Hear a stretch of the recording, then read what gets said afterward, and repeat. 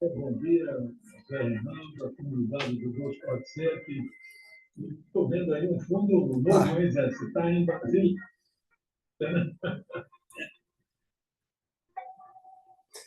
Bom dia, boa tarde, boa noite, amigos, amigas que vêm seguindo o canal Abya Yala, isto é, Comunicação Popular Nômade Pluriversal. Olha só, eu ia apresentar esse livro, inclusive eu vou colocar aqui o card para que vocês assistam duas partes, se não me engano, né? Sobre esse livro maravilhoso que eu ganhei, né? É um livro fantástico que fala sobre as revoluções, a revolta, né, dos povos afro-indígenas, né? A luta dos sertanejos, né? As origens, inclusive, do movimento sem terra, né? Mas é muito apropriado, né, a esse livro é o tema do racismo. Depois de tudo que se está comentando aí sobre o jogador brasileiro, que jogava para o Real Madrid, né, na Espanha, né, é muito importante ressaltar algumas coisas aqui que eu quero deixar, inclusive, para vocês que estão seguindo o canal. Se inscrevam, compartilhem, comentem, façam seus acréscimos, para que a gente, em conjunto, a sociedade toda, comecemos a trilhar o caminho da descolonização mental, da descolonização subjetiva de cada um de nós, para que coletivamente a gente consiga fazer a transformação tão esperada pelos povos, não apenas do Brasil, de toda a Biayala, ou das Américas, do continente, do mundo, da Oceania, da Ásia, da África. A gente está vendo como o tabuleiro de xadrez geopolítico está se movimentando em direção a um mundo pluripolar, diria eu, muito mais do que multipolar, pluripolar, pluripolarizado, não mais essa binariedade cartesiana, né, que sempre separa um dos outros, né? Opa, peraí. Estou com uma música de fundo aqui, mas a propaganda, né, no telefone não para, né? Gente, vamos dar um pouquinho de... Vou dar um time aqui na música, que eu quero que vocês prestem muita atenção nisso que eu vou falar agora. Eu quero que vocês prestem muita atenção. Inclusive, eu vou deixar aqui uns textos aqui para vocês lerem, para vocês abrirem, se darem pelo menos um minuto das suas vidas, de ler pelo menos de que seja um parágrafo, pelo menos um primeiro capítulo de um livro, de um texto histórico, filosófico, e que trata expressamente do racismo. E o termo racismo ele surge no século XVIII através do termo raça. Raça. Quem criou isso foi o tal de Conde de Gobineau. Inclusive, eu vou compartilhar uma parte do texto que somente achei em espanhol, não achei em português, mas tem uns textos resumos desse Conde de Gobineau que cria o conceito de raça no século XVIII. Só que tem um porém. O racismo na Espanha, ele não é uma novidade, principalmente para a gente que tem sangue indígena e indo-arábico, né? Como no meu caso, né? Eu tenho indígena e tenho também genes árabes e também da parte da Península Ibérica, né? Digamos, 25% do DNA mitocondrial, né, de parte das minhas famílias, pelo menos até onde eu consegui chegar no século XVII, fazem parte da Península Ibérica. Mas entendamos que a Península Ibérica, ela sempre pertenceu aos mouros, e os mouros são povos árabes, são povos daquilo que era antigamente a grande nação árabo-muçulmana que chegava até Mindanao, lá nas Filipinas. Ela começava na Península Ibérica, ela inclusive atravessava a coluna de Hércules, né?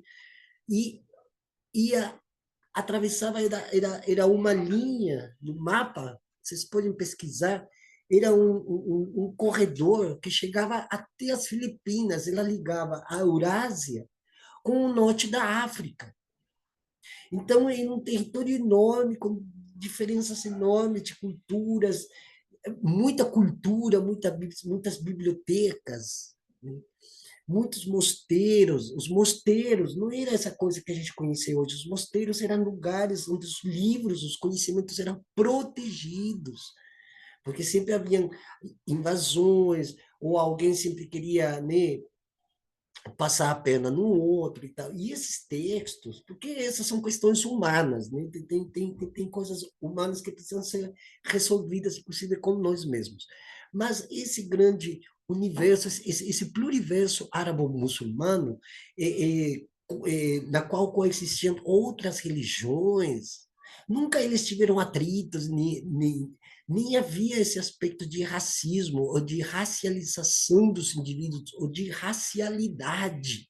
Não havia. A Espanha já foi, desde os primeiros tempos do seu expansionismo colonial, que deu passo àquilo que ainda chamam de pré-capitalismo, porque saía do mundo mercantil para entrar no mundo pré-capitalista, né?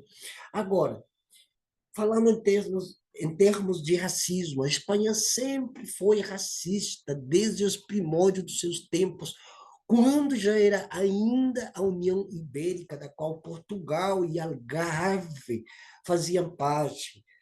Portugal, lembremos, só se independiza em 1640 daquilo que se chamava União Ibérica.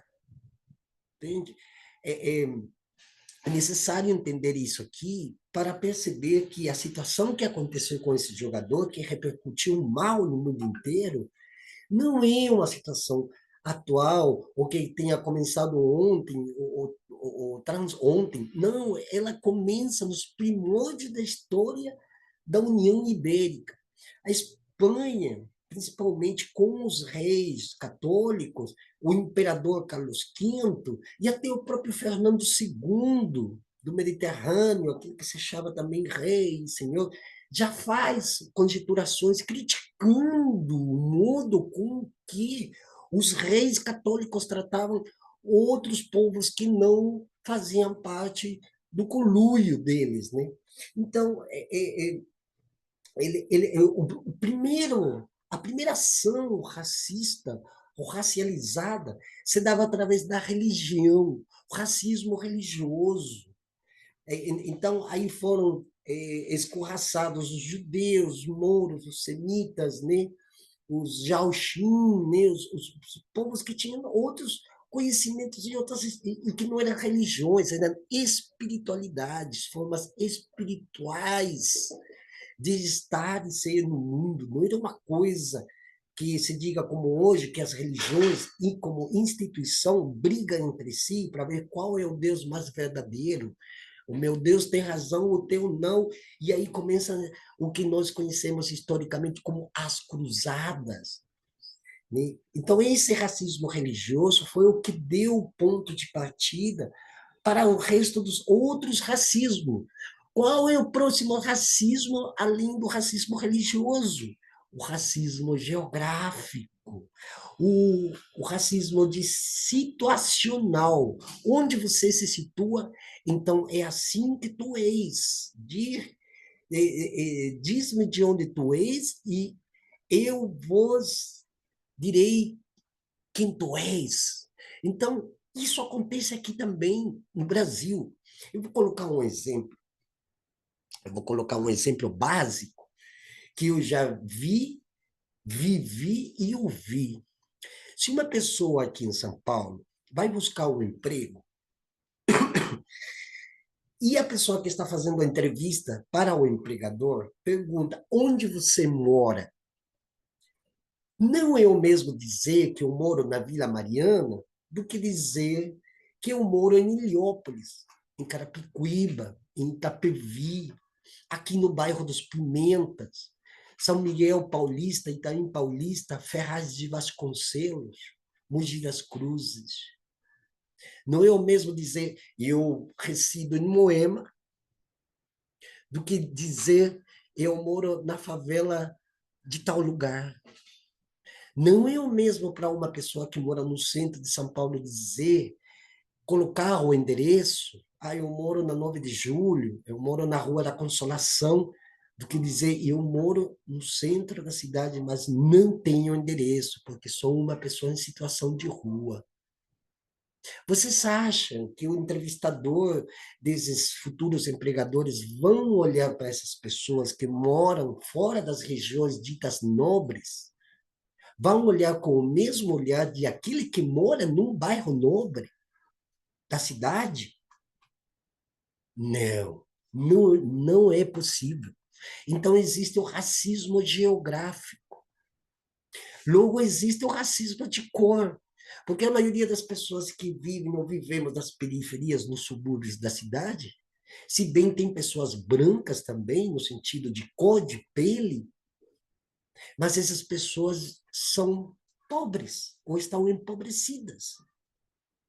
Não é o mesmo ver um senhor de 1,90 m de altura, de olhos claros, de olhos verdes, azuis, trabalhando numa construção civil, fazendo um buraco na rua, do que ver um homem negro ou de pele canela, indígena, ou mesmo uma pessoa branca com certos traços de cigano ou do leste europeu, por exemplo.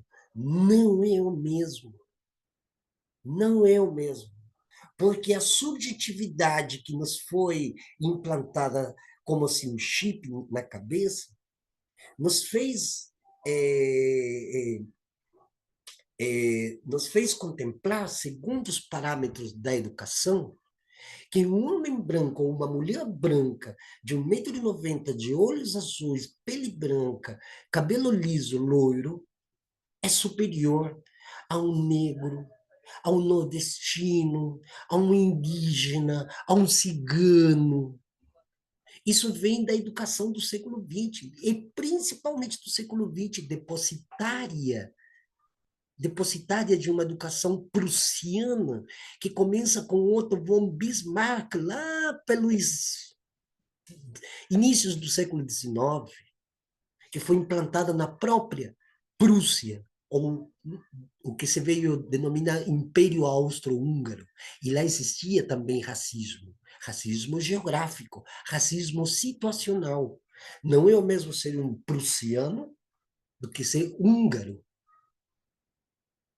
Entendem como a questão do racismo, da racialidade, da racialização, ela tem enormes coberturas e argumentos metafísicos que fizeram com que esse discurso racial compenetrasse na mente das pessoas, acreditando que existe um superior e um inferior, segundo o pragmatismo cartesiano.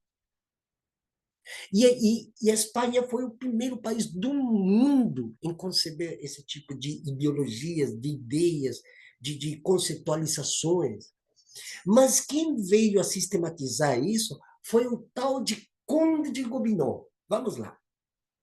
Tarará, eu vou aqui compartilhar texto, está em espanhol, mas eu vou, na descrição do vídeo, eu vou colocar os PDF, vou colocar os textos para vocês lerem e começarem a entender de onde que vem o racismo. Fazer uma análise e um exame histórico, embora linear, mas que faz com que tenha um viés de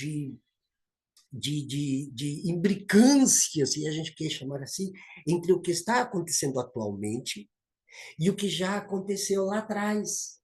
O povo que não conhece a história, sua própria história, e a história da sua comunidade, do seu coletivo, do planeta, só tende a repetir como papagaio aquilo que os arautos, né, da suposta democracia e da liberdade dizem estabelecer como única verdade unilateral, unidimensional. Olha,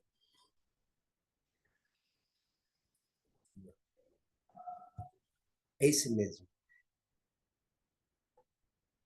Eu vou aqui colocar, ó, El Conde de Gobineau, antigo ministro da França, na Pérsia, Grécia, Brasil e Suécia, membro da Sociedade Asiática de Paris.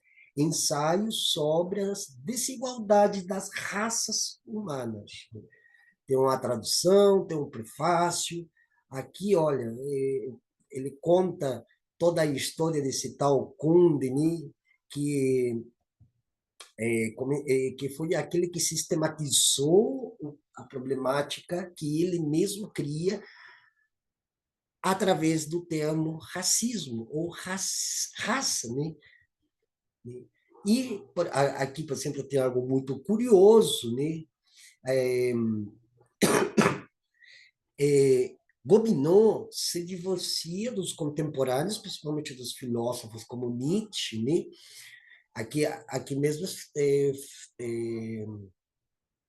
fala que ele mesmo, né, situa a raça dos franceses como uma raça de triunfadores, e que no outro escanteio está a raça dos vencidos, né? Aqui a gente poderia, inclusive, trazer os textos de filosofia da história de Walter Benjamin, que foi o primeiro, o grande pensador, o único e exclusivo pensador dos condenados da terra, parafraseando o livro de Franz Fanon, ou Fanon, que ele fala, não existe uma raça francesa.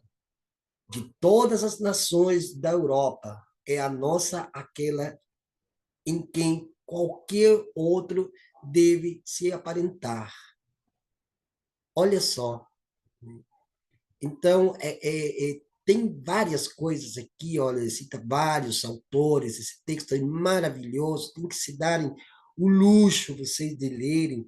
Se alguém tiver esse texto em português, esse livro do Conde de Gobineau, muito bom, que também compartilhe nos comentários, pode compartilhar nos comentários como comentário, para estabelecer uma linha de raciocínio minimamente lógico, matemático, para entendermos de onde que vem essas raças.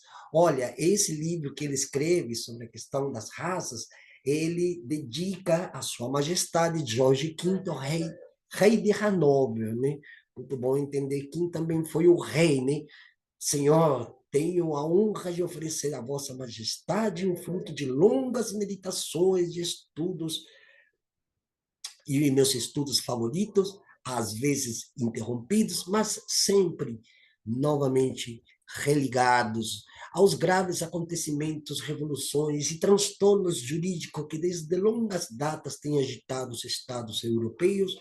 Me inclino facilmente à imaginação para fazer exame desses fatos políticos, fazer uma análise, né? No entanto, o vulgo considera esses resultados imediatos de tudo aquilo como algo vulgar e somente se admira ou reprova as faíscas com que são feridos os interesses dos mais grandes pensadores que tratam de encobrir as causas ocultas de terríveis comoções, remontando a uma lanterna nas mãos diante das suas obscuras trilhas da filosofia e da história. E aqui buscam uma análise de coração do humano coração, a chave do enigma que tão profundamente turva as nossas nações e os espíritos. Olha só, isso para você ver até o jeito que eles escreviam, embora esteja aqui em espanhol e eu esteja fazendo uma tradução livre e quase literal, mas aqui já começa, né, a o Conde de Gobineau começa aqui a fazer explícito o seu pensamento acerca do que é raça, principalmente o termo raça, né? E esse conde é nada mais que ele faz uma releitura do que a Espanha fez com os reinos de Al-Ándalus, com Toledo, com os sultanatos, né? Porque não eram estados tal qual nós conhecemos hoje, já que o Estado moderno ele só se funda depois do ano 1700, com o pensador Thomas Hobbes, nessa sua vasta obra literária, né, que ele descreve os inícios, né, os primórdios do Estado e como esse Estado deveria ser levado adiante, levado em prática, né? O Leviatã, né? Que é um animal bíblico, né? Que surge das profundezas da terra, dos oceanos, né? E aqui está o capítulo 1º do Conde de Gobineau, né? A condição mortal das civilizações e das sociedades que resultam numa causa comum e geral, né? Aqui ele cita as civilizações, né? Ele tem algo muito parecido com o espírito do capitalismo, né? A ética protestante e o espírito do capitalismo de Max Weber, né? Tem uma coisa muito similar. Eu não sei se Weber seria um contemporâneo de Gobineau ou ele se utilizou das mesmas categorias que o Conde de Gobineau utiliza nessa obra para ele fazer um exame desde o aspecto organizacional, econômico, financeiro e ideológico das sociedades do século XIX em face à Revolução Industrial, né? Mas tem uma coisa muito parecida, principalmente nas primeiras linhas do livro, de Max Weber, né? Que inclusive traz uma outra indagação, né? Sobre a imaginação humana, né? Que também o Thomas Hobbes já faz nos, nos prolegômenos do livro O Leviatã, né? Que ele começa a fazer toda uma indagação metafísica sobre o que é a imaginação. Só que Max Weber, com uma similaridade com Gobineau, ele traz o que? Ele traz uma leitura das civilizações, de como as civilizações se afundaram, por que elas faliram, qual que eram as debilidades e as fraquezas dessas civilizações que não conseguiram, como a grande e a formosa civilização ocidental, a florescente civilização ocidental, aquelas civilizações não conseguiram se expandir e não conseguiram fazer o sucesso esperado, onde todos os humanos seriam salvos graças aos preceitos e às formas de organização dessas grandes civilizações, sendo que as outras civilizações que antecederam a essa civilização ocidental, em nenhum momento eles tinham esse eh, intuito de expansão e territorial e de dominação e de colonização, né? Nós vemos, por exemplo, a China tem é milenar, mas jamais a China foi um país colonialista que disse, vamos nos expandir, vamos fazendo de nossas navegações as nossas grandes bandeiras de salvação e de luta, e com todo um arcabouço teológico nos discursos, nas retóricas. A China nunca fez isso. Nunca fez isso. E eles poderiam ter feito muito mais e talvez melhor do que a civilização ocidental a partir da Espanha. Voltamos para a Espanha. Então, a Espanha funda o racismo religioso, funda o racismo de cor de pele, funda o racismo científico, funda o racismo geográfico, funda o racismo teológico, funda o racismo ambiental. Ela funda, ela é a base, junto com a sistematização do texto do francês, né? Porque a França é um país também extremamente racista, e tem também racismo religioso, e tem também racismo ambiental, e tem racismo de gênero, e assim por diante. Por quê? Porque a Europa, ela que se situou sempre como a grande, né? Desculpa.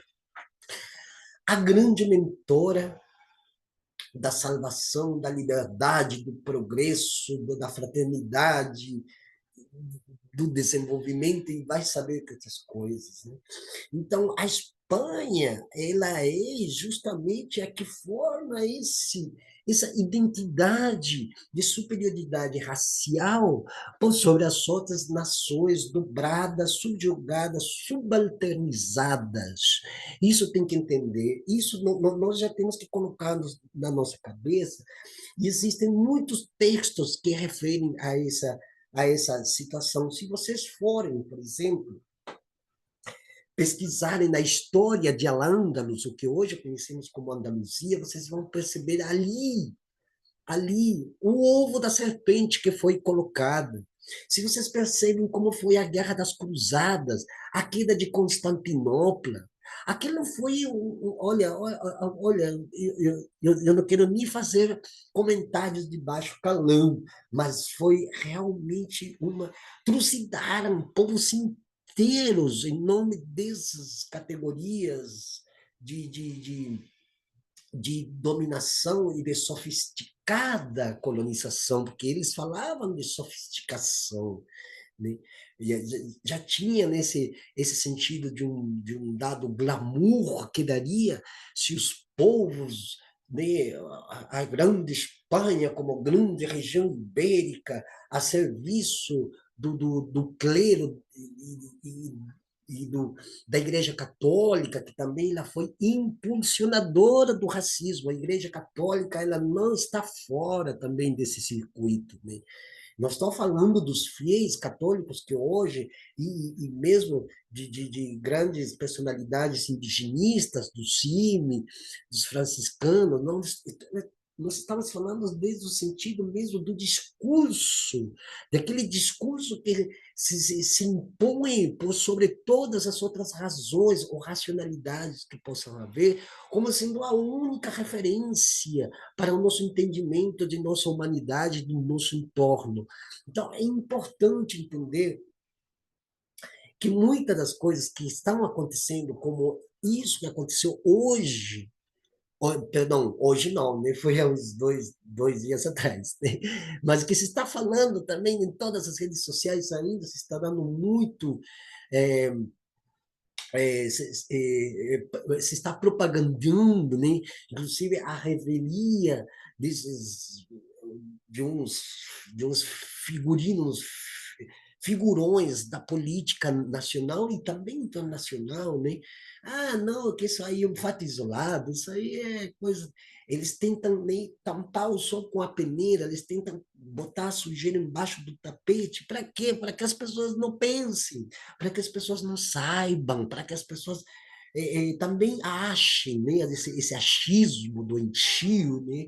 Das pessoas, da população que acham que não, isso que aconteceu com um jogador, mas isso aí, o pessoal estava emocionado com o jogo, eles começam nele porque tem, infelizmente, a população, infelizmente, a população empobrecida costuma seguir ou aplaudir, né, ou dançar em cima dos discursos dos grandes canalhas, né? Os grandes canalhas, né?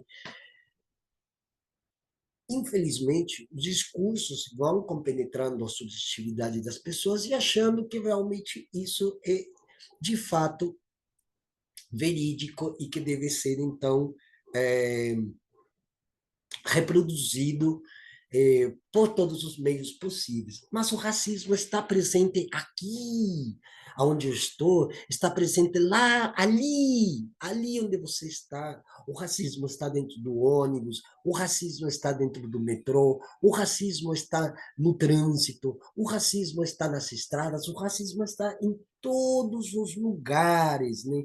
Em todos os lugares está o racismo, né? Então,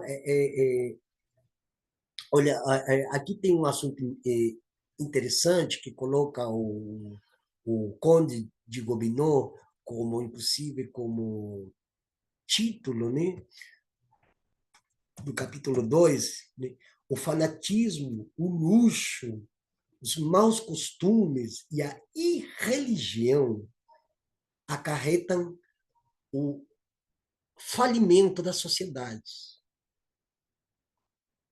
Então, já aqui vocês podem ver o fanatismo. Qual fanatismo? Porque esses que, que né, projetam o seu fanatismo sobre os outros eram muito mais fanáticos. Olha, eu vou aqui colocar um exemplo. Os neopentecostais, eles são racistas também. E eles vão de casa em casa tentando angariar seguidores sob um discurso tênue que quase não dá nem para perceber. Eles falam assim: se se vocês entram na nossa igreja, vocês serão de verdade salvos. E serão ungidos pelo mesmo Deus que ungiu a cada um de nós hoje, praticamente se autodenominam profetas. O Deus de vocês não vai fazer os mesmos milagres que fez conosco. Agora, aí eu vou deixar uma pergunta. Alguém viu da Umbanda tentando instigar as pessoas nas ruas, ou mesmo a domicílio, para se converterem à religião umbandista? Vocês já viram espíritas fazendo isso? E mesmo que tenha uns religiosos que a gente encontra nas esquinas por aí, com uma espécie de uma estante com revistas, mas eles ficam paradinhos, tranquilos, na deles, normalmente conversando com outras pessoas. Vocês já viram hinduístas tentando lavar o seu cérebro, parando você no meio de uma rua, dizendo, ah, você tem que ser hinduísta, porque senão você vai para a perdição? Não. Somente fizeram isso, hoje, os neopentecostais fazem isso, os pentecostais, os luteranistas, lá na Alemanha, de Martinho Lutero, e a Igreja Católica, desde o Concílio de Niceia de 326 em adiante. Isso também são marcas de racismo religioso. Então, quando esse autor já fala sobre fanatismo, luxo, péssimos costumes, ele está se referindo a quem? Ele está se referindo, se ele estivesse aqui em São Paulo, estaria se referindo a mim, talvez a vocês e ao entorno. Ah, esse pessoal que mora em favela é tudo vagabundo. Ah, esse pessoal que é gari, que trabalha como gari, coitados. Mas se esses povos se convertem à minha religião, aí eles serão salvos, porque serão bem valorados, bem vistos pelos nossos pares, e poderão, então, aumentar sua popularidade, aumentar seu espírito, vangloriar-se em espírito, porque eles se sentirão iguais a cada um de nós, superiores, salvos e eternamente protegidos por um Deus que é branco, é velho, barba branca, veste de roupas brancas e assim por diante. E para terminar, pessoal, a Casa Branca dos Estados Unidos continua sendo branca. Vocês já repararam nisso? Pois bem, comecem a prestar atenção. E o cavalo branco de Napoleão, que segundo Hegel tinha visto através da janela da sua cabana, lá nas Germânias do século XVII, era branco. O racismo está em toda parte e em todo lugar, e em todo momento. E sempre há uma configuração que faz com que esse racismo seja inclusive ou chegue a limites impensáveis como o que aconteceu nesse jogo, nesse fatal jogo entre Real Madrid e Valência, na Espanha, berço do racismo de Ocidente. Bom dia, boa tarde, boa noite e, por que não, meus amigos, boa madrugada. E não se esqueçam que dia 7 de junho vai ser julgado um marco temporal. Saibam que aí também há indícios de racismo nessa tese do marco temporal. O racismo está em toda parte. A gente deve combatê-lo dentro de cada um de nós, primeiro, e logo combatê-lo nos campos de forças, no entorno em que nos encontramos.